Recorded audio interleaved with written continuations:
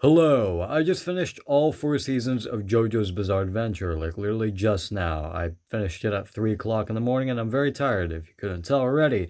But I'm not going to bed. I know you're like probably screaming at me through your screens. Probably not, but you might be for me to go to bed. I'm not. I'm just going to be recording this.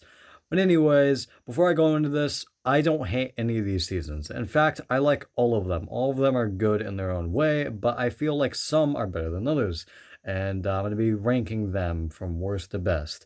So first, which I think is the worst season to me, again, this is my opinion, so don't get super upset, is the third season. And the reason why is because there wasn't a huge sense of adventure because they really only stayed in one city. And while it was fun to watch them going around the entire city to get to know it, it still was just the same city. It didn't really change up the atmosphere a whole lot, but it was, again, fun to watch them roam around the city, finding new villains just randomly pop up from the main villain, which I thought was actually pretty cool. I really liked his stand ability.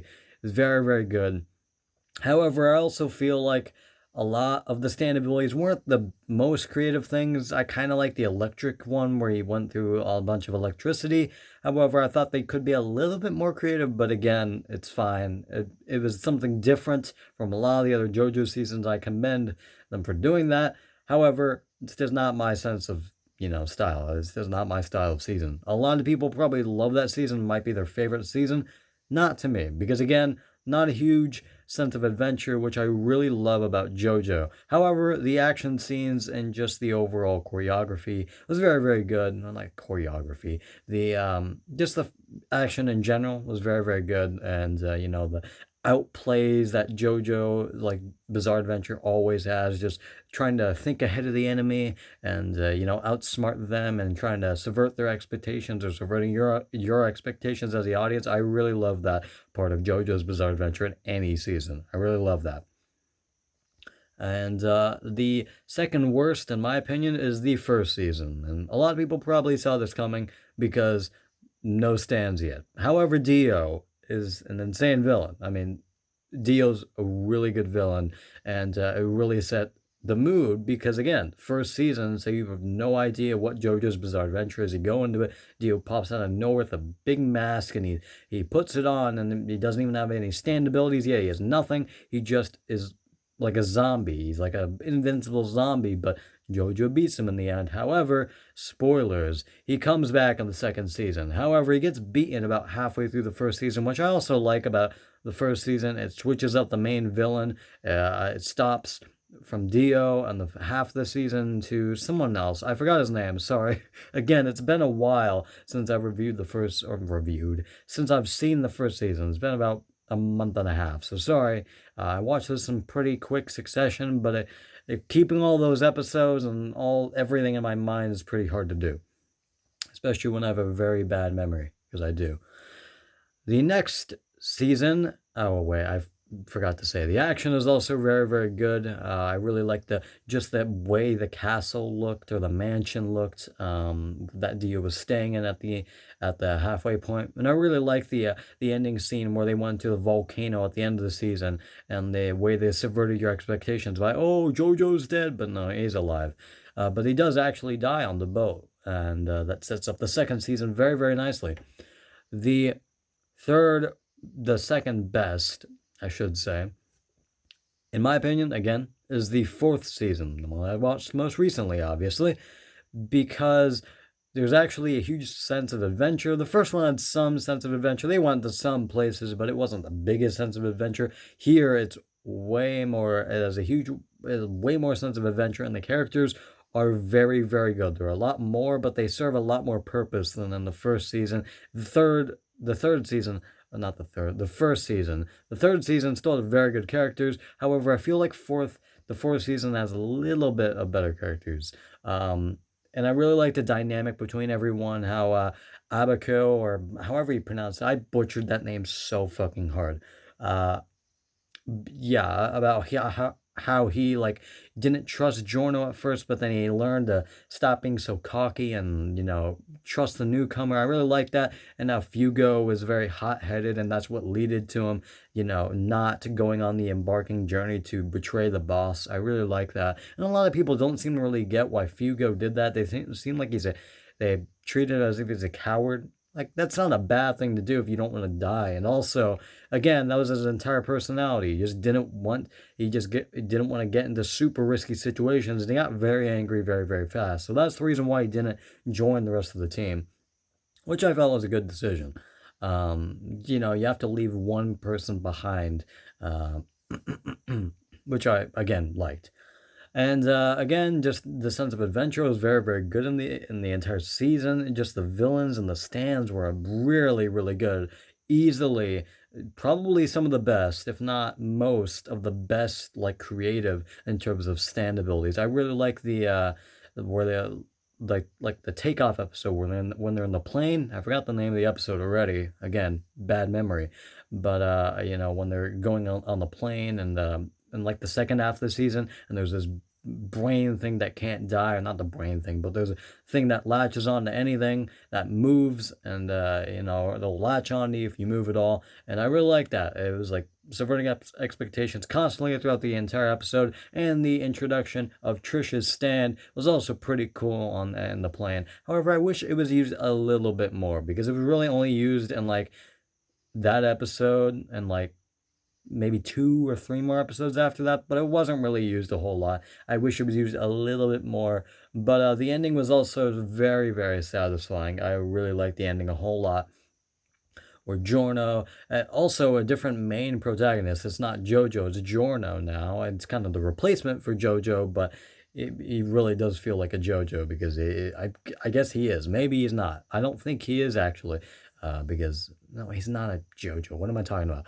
Yeah, he's not, but he kind of feels like a replacement because of how confident he is, and just he has a lot of character traits that JoJo and the lineage that they have is, and that they have.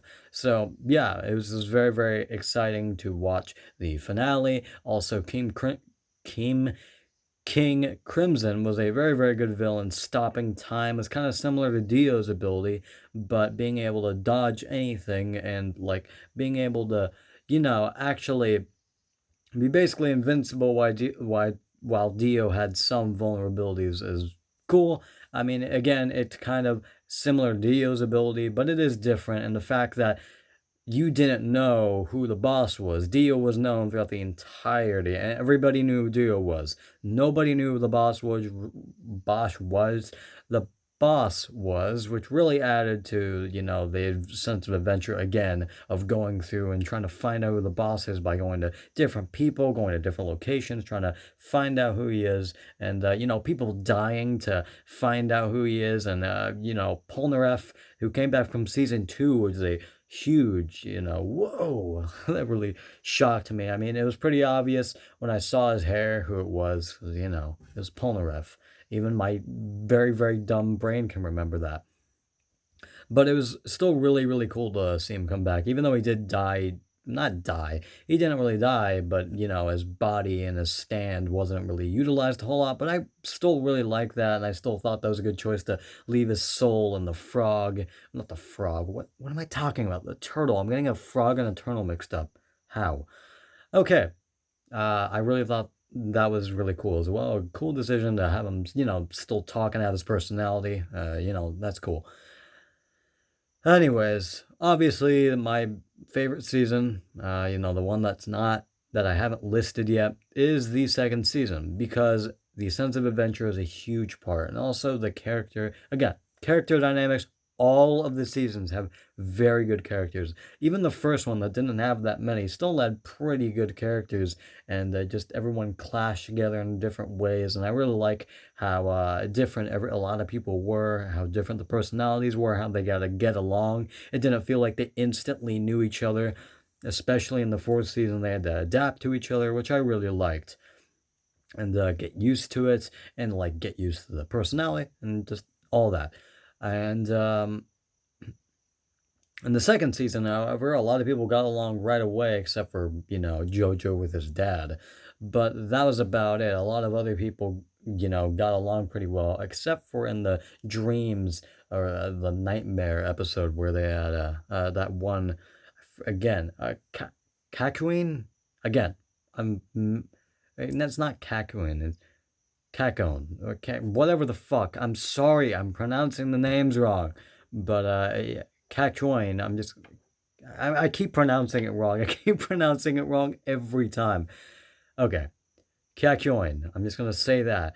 Anyways, Kakyoin, just being untrustworthy in the nightmare scene was very, very, tense to watch because you just want everybody to find out he's in a nightmare. He's in a nightmare. You just want to fucking scream at everyone else, but of course they don't know. I really like that. You want to, you're building up suspense for when they're gonna find out the nightmare, and I really like how the old man really did not was not that strong, but he again used wits and used how smart he was to really outsmart people, even though they were like 100 times stronger than he was. He really used his brains in a lot of the episodes. I also really like the gambling episode, not because it's Gamba and I watch some streamers that do gambling. I watch streamers that do gambling, but I don't watch the streamers do gambling. Don't worry.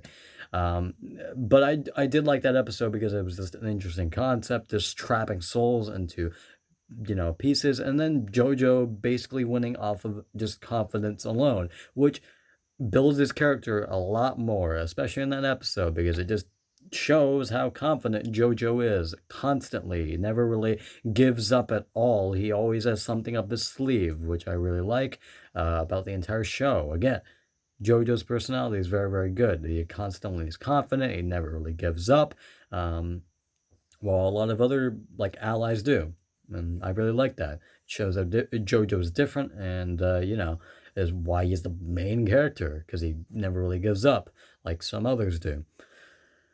But anyways, that's it. My basic rundown of the 4 seasons. I'm not going to be giving a full review of all 4 seasons. Now, again, I have a very, very bad attention span, and not attention span.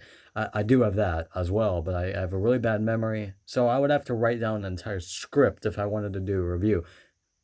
And I'm too lazy to do that.